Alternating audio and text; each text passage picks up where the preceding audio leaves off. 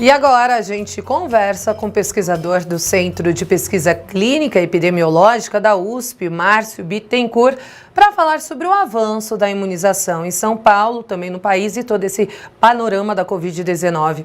Oi, doutor, boa tarde para o senhor. Boa tarde, obrigado pelo convite. Imagina, a gente que agradece. Bom, doutor, levando-se em consideração que o Brasil é referência mundial em imunização em massa, o atual ritmo de vacinação que estamos corresponde com as expectativas esperadas? Eu acho que sempre falar de expectativas do que a gente gostaria que fosse, considerando uma coisa tão nova, de evolução tão rápida da vacinação é difícil, mas com certeza a gente tem estrutura, expertise, capacidade de distribuição e tecnologia para entregar muito mais do que a gente está entregando. Acho que não há dúvidas disso. Bom, a gente sabe que a pandemia está sendo um evento terrível para todo mundo, mas se for para dizer que trouxe um bom legado, né, entre aspas, para o Brasil, talvez esse foco maior para a ciência e investimentos que antes não tinha, agora passa a ter? Essa é uma pergunta um pouco complicada de responder. Eu acho que tem dois lados completamente distintos para a gente comentar. Do ponto de vista de reconhecimento pela sociedade, pela comunidade no seu sentido mais amplo, me parece que a ciência tomou visibilidade fora das universidades, do centro de pesquisa. Ficou claro para as pessoas de que o que é feito nesse centro de pesquisa tem implicação prática na vida das pessoas. Sempre teve, desde a agronomia, de desenvolvimento tecnológico em petróleo, em aviação, mas as pessoas não sabiam o quanto, e dessa vez foi muito agudo e apareceu para as pessoas. Agora, eu não posso dizer o mesmo da parte de investimentos. As nossas verbas do governo, editais de CNPq, verbas disponíveis, não aumentaram, nem se criou um sistema melhor, mais adequado ou meritocrático para a distribuição de verba. Em algumas instâncias, talvez a gente possa dizer que isso até piorou. Alguns dos processos seletivos e dos critérios utilizados não são nem mais transparentes, nem aparentemente mais meritocráticos do que eles eram antes de tudo isso. Então, acho que o incentivo do governo, não só em quantidade, mas em qualidade e em forma, tem muito para melhorar ainda.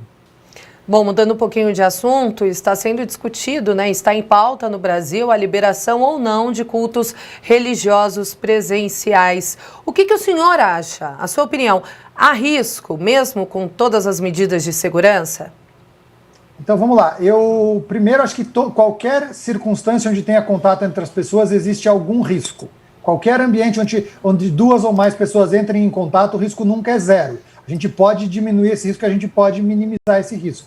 E na circunstância específica de qualquer ambiente onde a aglomeração é maior, que é o caso de um culto de igreja, como é um teatro, como é um show, como é até, dependendo do ambiente, um restaurante ou um bar, a gente tem que considerar o momento em que a gente se encontra na evolução epidemiológica e na intensidade de transmissão da pandemia. Não é uma questão de opinião, nada disso é opinião minha, são fatos documentados de que esses ambientes são ambientes altamente transmissores, são ambientes onde tem mais disseminação do vírus. Tem uma referência muito interessante americana da Science do ano passado e uma outra chinesa que deixam muito claro que esse tipo de ambientes são os ambientes onde tem mais transmissão. Igrejas e outros ambientes onde você canta, onde você projeta a voz para frente com aglomeração de pessoas, tipo corais e outras coisas do tipo, e ambientes onde você está comendo, que você está sem máscara, próximo de muitas pessoas, como é o caso de restaurantes, bares e outros ambientes, normalmente em ambientes fechados. Então não é uma questão de opinião minha, é um fato documentado cientificamente de que esses ambientes são ambientes de mais intensa transmissão interpessoal do vírus e que devem ser reduzidos o máximo possível, levando em conta o momento atual da pandemia. Meses atrás e daqui a alguns meses isso pode ser diferente. Se a curva epidemiológica tiver com uma transmissão menos intensa, dá para a gente ter as medidas menos intensas. Nesse momento, me parece que o dado é robusto o suficiente para dizer que o risco é alto demais, não das pessoas que estão lá pegarem, mas além disso de elas transmitirem e amplificarem o sinal de transmissão para muito além do que acontece dentro de qualquer um desses ambientes. Não só igrejas, mas também todos esses ambientes religiosos com aglomeração e outros que eu acabei de citar.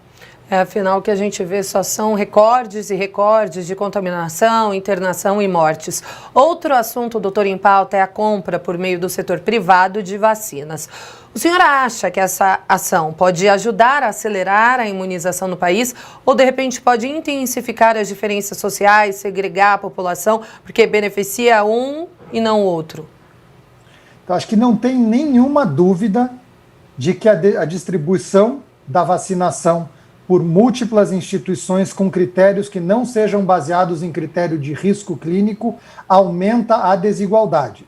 Sempre que em algum grupo alguém de menor risco consegue ser vacinado antes, você aumenta a desigualdade. Você pode até conseguir vacinar mais gente, mas tem mais desigualdade se alguém de risco ficou para trás, enquanto alguém de baixo risco passou na frente. Então, se algum jovem sem comorbidade, sem grande exposição ao vírus, vacina antes de um idoso ou de alguém que se expõe muito pela sua condição socioeconômica ou tem algum outro motivo para ter risco de complicação, aumenta a desigualdade. Então, que aumenta a desigualdade é uma coisa certa. Se a gente consegue ampliar a campanha de vacinação por meio desse instrumento para poder compensar isso de alguma forma ou não, é uma pergunta diferente. Quanto a esse aspecto específico, eu acho que no momento não existe como a gente imaginar uma circunstância onde o privado vai ter acesso a uma vacina que o governo não tem acesso. Nenhuma das grandes distribuidoras aprovadas de vacina no Brasil assumiu que vai vender para o privado, muito pelo contrário. Então, se nem Pfizer, nem Moderna,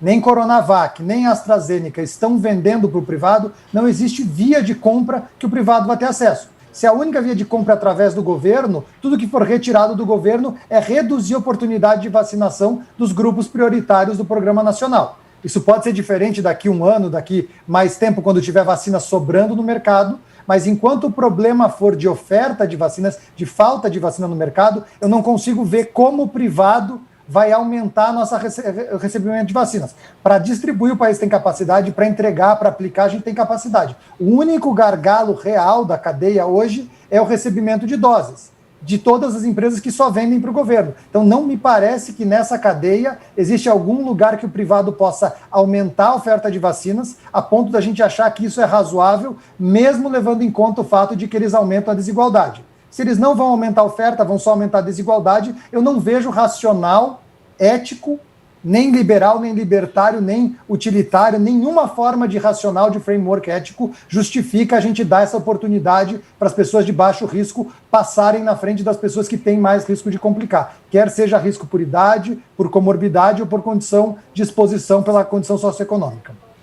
Muito bem, conversamos com Márcio Bittencourt, que é pesquisador do Centro de Pesquisa Clínica e Epidemiológica da USP. Doutor, mais uma vez, obrigada pela disposição. Eu que agradeço pelo convite, muito obrigado, boa tarde para vocês, estou à disposição quando vocês precisarem.